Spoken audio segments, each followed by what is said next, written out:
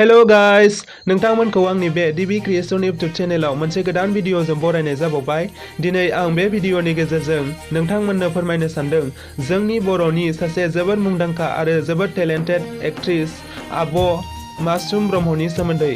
बिथाङा दिनैसिम मोनबेसे फिल्म्सफोराव फाव खालामबोखो आरो सोर सोर एक्टरफोरजों जयै खामानि मावबोखो बेफोरनि सोमोन्दै सावरायगोन। नोंथांमोनहा भिडिअखौ स्किप खालामाजासे मोजाङै नायलांबानो जाबाय।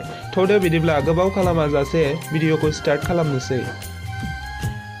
बिथांनि आबुं मुङानो जाबाय मासुम ब्रह्म। बिथाङा सासे बर'नि एक्ट्रेस आरो बिथाङा अदालगुरि डिस्ट्रिक्टनिफ्राय। बिथांनि जोनोमा जायो 2 जानुवारियाव।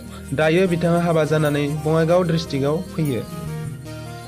बिथांनि सावथुनफोरा जादों फारियै अनजिमायाव गोमाहैबाय जायहा सिमना आरो बे सावथुननि हिर'आ जादों सन्जिब बसुमतारी।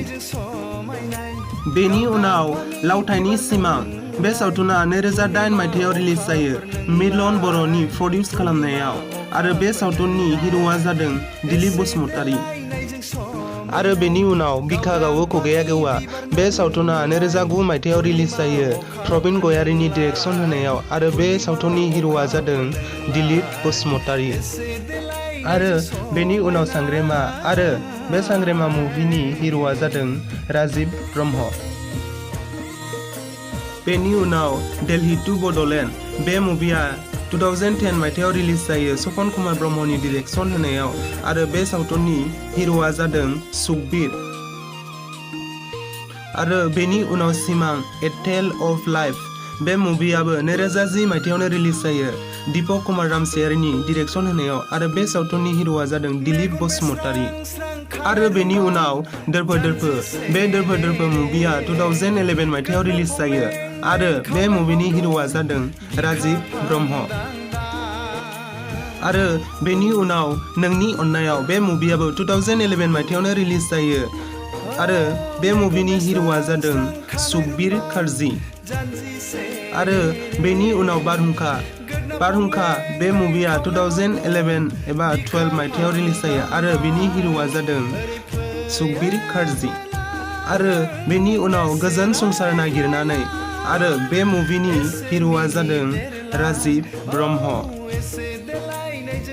आरो बेनि उनाव खैसार बे मुभिया 2013 मायथाइयाव रिलिज जायो आरो बे मुभिनि हिर'आ जादों रिमल। आरो बेनि उनाव फानजारिनि दाउ मैना बे मुभिया 2014 मायथाइयाव रिलिज जायो आरो बे मुभिनि को-एक्टरा जादों दावहां मुसाहारि। बेनि उनाव बिथांनि दासिमनि जोबथि मुभि फिरायनाया 2015 मायथाइयाव रिलिज जायो सिराज बाग्लारिनि डिरेक्सन होनायाव आरो बे मुभिनि हिर'आ जादों गेवलां ब्रह्म। सावथुननि अनगायैबो बिथाङा गोबां मिउजिक भिडिअ'सफोराव फाव खालामदों। बिथांनि बावैसो ओंखारनाय मिउजिक भिडिअ'आनो जादों इसे देलायनायजों समायनाय। नोंथांमोनहा आंनि बे भिडिअ'खौ नायनानै मोजां मोनदोंब्ला अन्नानै भिडिअ'खौ लाइक, कमेन्ट, शेयार आरो चेनेलखौ साबस्क्राइब खालामनो दाबाव आरो लोगोसे सेराव थानाय बेल आइकनखौबो थुनानै होनो दाबाव जाहाथे आंनि गोदान गोदान भिडिअ'नि आपडेट्सफोरा नोंथांनिसिम सौहैयो।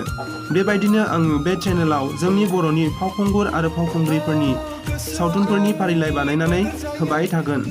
एसेनोसै, गोजोन्थों।